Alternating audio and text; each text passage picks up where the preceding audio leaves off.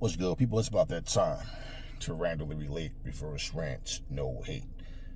Guys, there's something I want to say. Two things I want to talk about. And first off, for starters, let me say this. You see this situation with Teofimo and Devin Haney not fighting each other. Teo didn't want to fight. I don't care what Teo has to say about it. Teo's full of shit.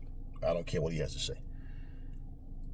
I don't think, for the fact that he didn't want to fight Devin Haney at 145-pound catch weight, then or at 147 pounds, lets me know that motherfucker never wanted to fight Jerron Boots Ennis either.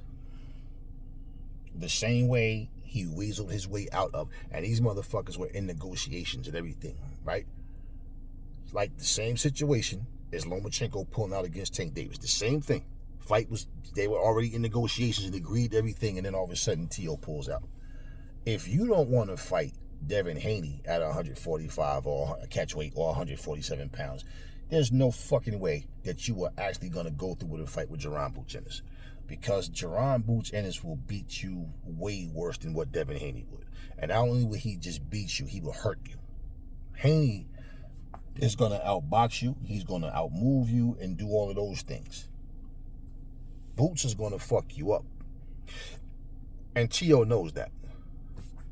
I don't care what he has to say. I don't even want to hear what he has to say. I don't believe nothing he has to say. He bitched up. He pulled out the fucking fight. He didn't want that smoke. Okay? Imagine a motherfucker saying, I want to go up and fight Mike Tyson, right, in his prime, or prime Ali, right? But the same motherfucker goes up and is offered $11 million fucking dollars. You never even made $1 million. Look, bro, that's far much money than what he's ever made. Now, imagine that. You are gonna go up and you claim you want Ali. But then all of a sudden, you go to heavyweight, right? The most you've made, say $500K. And these motherfuckers offer you Greg Page. Okay? They offer you fucking Greg Page for $11 million, and all of you made, the most you made was $500K. You turn out and fight with fucking Greg Page for $11 million, but you claim you wanted Ali? Nah. Teofimo was gonna find a way to use their names and then weasel his way out the fight. I have no reason to believe that he would have went through with a fight with Jerron Boots Ennis. So even though Jerron Boots Ennis is like, he don't see any interest in this dude, man, fighting, people tell you, yeah, but his name, bro, Teo is irrelevant. Teo is trying to stay relevant. He needs a name. This motherfucker is no fucking big superstar. Lomachenko's gone. You look at who's left, and and from 135, and you look at who's left there. And think for all these guys that came from 135 up to 140. That, that's all this motherfucker had lived on. Ever since he beat Lomachenko, no matter what he does, people always want to bring that up like that's the biggest thing he's done since at any point in his career. And then look at these fucking washed up these bullshit fighters that Teo has been fighting lately. Claggett and the other guy, and then we see Josh Taylor isn't what we thought he was. But I told you guys, remember, I made the video saying, I told you, I don't think the 140-pound division is as talented as the 135 division. They have as many names that stand out in the division, like the Josh Taylors and then what's the other, Rougarou and all, like, they had names, Ramirez in it, but none of those guys I didn't feel like skill-wise was as good as the guys at 135. And then when these guys that went from 135 to 140, you see the difference. You saw that, no, they're not as good. And I told you guys that. So the fact that Rolly Romero years ago said him, Teofimo, and Ryan was going to end up fighting at 147. Did he not say that? Now look at what just happened. So when you look at who's there, why would you turn out and fight with Devin Haney? And especially like Oscar with his bitch ass talking about, oh man, who wants to fight this guy? All he's gonna do is run. Okay, if that's easy work, who the fuck don't want fucking a easy way to get $11 million? That's easy work. Then go fucking get him. Go get this $11 million. But y'all like to believe bullshit. Teo's a fraud, man. Teo's a fucking fraud. And all that talk about Teo don't be ducking no smell bullshit. Teo's a fucking fraud. Teo try to use people's names. He's nothing but a clout chaser, man. Get attention to himself because it don't matter what you feel about him. Same dude said he don't make racist comments. He ain't racist. Then say, I'm done with all that racist stuff. The motherfucker, how are you done with something if you wasn't being racist? How are you done with it? That's like saying, I'm not gay. I don't care what y'all say. Then one day, well, I'm done sucking dick, but then motherfucker, you gay. Simple. Call a spade a fucking spade. Teo's garbage. Fuck Teo. Okay. Now, let me talk about this real quick. Because, people love to throw people under the bus when they lose a fight. Caleb Plant went in there. He fought a guy he was expected to beat. Everybody was looking past him and looking at Charlo versus Plant. Once again, Jamal Charlo won his fight and Caleb lost. Now, you guys that are making excuses for Caleb, let me say this. Caleb's not making any excuses. Why are you? And even if he would make excuses, why would you make excuses? You didn't get your ass whooped. He did. Caleb Plant, this is what I'm going to tell you. And I've said this before, but I want to reiterate because this last thing I want to talk about in this video. Caleb Plant, that guy stuck to a basic tight defense, kept a tight guard, working in behind the jab, coming in. When Caleb would try to give him angles, he was throwing punches off these weird angles. He was catching Caleb with those shots. He was quick enough to where Caleb couldn't get away from the shots. And basically, his movement, his hand speed, and the fact that he was able to close the distance, Caleb just couldn't get away from it. And Caleb couldn't figure him out. Now, Caleb was the bigger, stronger guy. You could see the size difference. You could see it. And like I said before, I believe because of the size difference is what kept Caleb up, because he was cracking Caleb with some good shots. And like I said, he stayed disciplined and he beat him with a basic style, similar to like Bivol and Canelo. Certain styles that people come against, as simple as it may look, like look at Winky Wright, had them long ass arms and the short torso and kept his hands up and just basically catch, and then he would throw his jab. Remember, most of his counters was a jab. And then he'd work off that jab and just keep coming in and wouldn't let you hit nothing. Basic shit. But Winky Wright, it worked for him. So stylistically, there's guys that you look at and go, oh nah, this dude will probably beat Winky because but then like how is Winky winning these fights, right? But of course, he had some fights where there was guys he couldn't beat. But the thing is, when you're expected to win, people think it's automatic. No. Don't start calling Caleb Plant a bum now or making excuses for him. He just fought a guy that was at least better than him that night. And to be honest with you, if that guy can sustain that same, discipline, I think if they fought again, he'd beat Caleb again. Caleb didn't look as mobile on his feet. The movement wasn't there. You know how Caleb loved to keep his hand low and throw that up jab? Like he wasn't doing the things that we normally see him do. The fakes, the movement, to be able to roll with shots. Caleb likes to pace himself.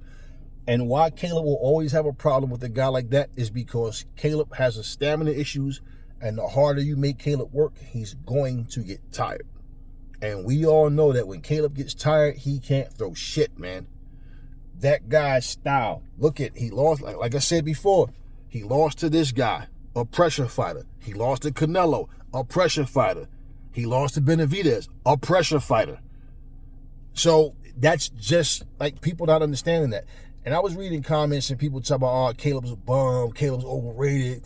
Oh man, this and that. Oh, Canelo had mercy. Oh, hey, bro, you guys just say the dumbest shit.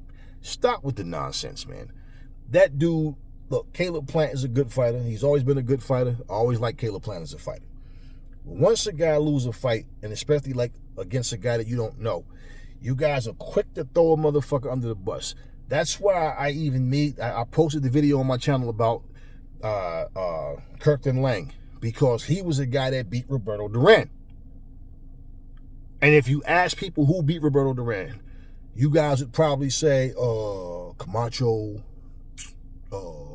think Vinny Pazienza beat him, right? That's what you guys would say. Hearns, Leonard, and Hagler. Who else? And you probably can't think of nobody else. And the last name that you would think of is a guy named Kirkland Lang.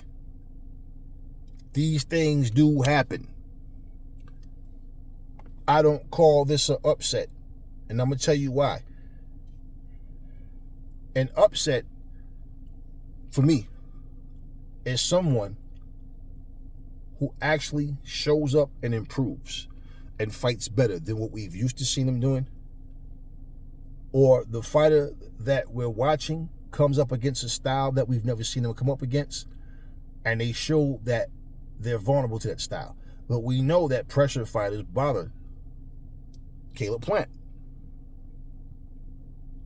So it's not an upset when somebody's already good, but you just don't know that, or you don't see it because, see, we get blinded by this, yeah, but who fought the better fighters? And that doesn't always mean shit. Because a lot of times, like I said, that passion, that desire, the skills are there, but because you are not aware of it, you think that these guys aren't that good. He shouldn't lose to this guy. Bottom line, man, is Caleb Plant has done what he's done. He's a good fighter. And I don't know if Father Time is tapping him on the shoulder. Now, I'm saying he didn't look like the same guy. He looked flat, and that could be part of it. That it could just be a Father Time thing. I don't know. Maybe he overtrained. I don't know. But Caleb didn't say that. Caleb said he had a great camp. He spent a lot of money in his camp, and he felt great. So I'm not telling you anything. Now, the questions of why wasn't he as light on his feet as he normally is? Caleb is never a guy I've seen just dance or whatever. But I mean, like, he didn't look as fluid. I'm telling you. I believe that the guy hand speed, his consistency, and that tight defense, and him working off that jab and taking those angles away. Caleb couldn't get comfortable. Caleb didn't have the time to think of what he wanted to do, to set up his shots. The next shot, what I want to do with this, and he didn't have it. And then Caleb didn't just say, fuck it, I'm going to throw caution to the wind and just go and make this an ugly fight now. He fought the one way that he always fight, because Caleb Plant is one-dimensional. He boxed the same way every time. So like I said, I think if they fight 10 times, that guy beat Caleb every single time. Now, does that mean Caleb's overrated? No. He did what he did. He beat who he beat. And he showed that he's not a coward. And Caleb came to fight and he lost. Why can't y'all just accept that? Why does it always have to be a bunch of criticism and a bunch of, oh, now all of a sudden the guy ain't shit and he's overrated? Well, that's how you see it. That's how you see it. But I don't think that's the case. I just feel like Caleb had just lost to a better guy. And like I said, if it's a situation where Father Time is kicking in, like I said, it doesn't hit everybody at the same time. So you can't look and say, yeah, but he's younger than such and such. So what? So what? Roy Jones was what? How old was Roy Jones when he fought Bernard Hopkins? Roy was 40. Bernard, I think, was 45, 46 or something like that. Okay, so bottom line, at that stage in their career, Bernard had more left in the tank than Roy did. So you can't go by that. Now, what you can't use age as an excuse, and you shouldn't try to find any excuse. Okay? You can't use age for an excuse because, you know, Bernard is older than him. That has nothing to do with it. The fact, what I'm saying is, when a fighter is no longer the same, a lot of times they won't be honest with them until it gets to the point where they start getting knocked out, start really getting beat up badly, or when they start to bring them back against lesser opponents, and that lesser opponent who's not good, didn't improve, is just in there beating the shit out of them. And then they finally, okay, you're no longer the same. And especially once the money is not the same. Because when you're losing, no, you don't get those big, multi-million-dollar fights anymore. And all of a sudden, what happens? You become a journeyman. All of a sudden, you see a whole different trainer. You got different trainers, different camp, because you feel like you still got something to prove for whatever reason. And these people that was with you don't want to be a part of watching you get your brains beat out, because they realize there's nothing they can contribute to make you a better fighter. You are who you are. And then also you got to deal with the simple fact that if you go in there and end up getting brain damage, you're getting really hurt in there, the people that's trying to protect you, a lot of times fighters are too stupid to listen to. Now, that all being said, I don't respect how all of a sudden now you guys are calling this guy a bum because he lost a fight. But hey man, it is what it is. And if that be the case, that he's no longer the same fighter and he can't rebound and look better, you can't come back against a lesser opponent and truly be better. You can come back against a lesser opponent and win and look good. You might even get a knockout. But if you come back against a lesser opponent, that doesn't do nothing for your confidence because you know it was a lesser opponent. And when you get in there with the same guy that beat you or anybody just as good, you're gonna start to remember how you lost the last fight. And the same things that you don't know how to do, like plain and simple. At this stage in Caleb's career, Caleb, he has to learn how to add different things to his arsenal because he's gonna have a fighter. I'm a problem with pressure fighters. So either he's going to figure out something, what techniques and tactics he need to become a better fighter, or he's just going to stay away from pressure fighters. Now, what do you call that? Ducking. So, it is what it is, y'all. But we'll see how things go. And, hey, man, salute to that. I forget the guy names. But salute to the guy that beat Caleb. And salute to Caleb for showing up and hey, man, he brought what he had that night. And that's what it is. It's the fight game, y'all. It's not the end of the world. Anyway, talk to me in the comment section, y'all. Never fall in love with lies. Remember, the truth brings hate out of people, and I will catch you guys on the next video.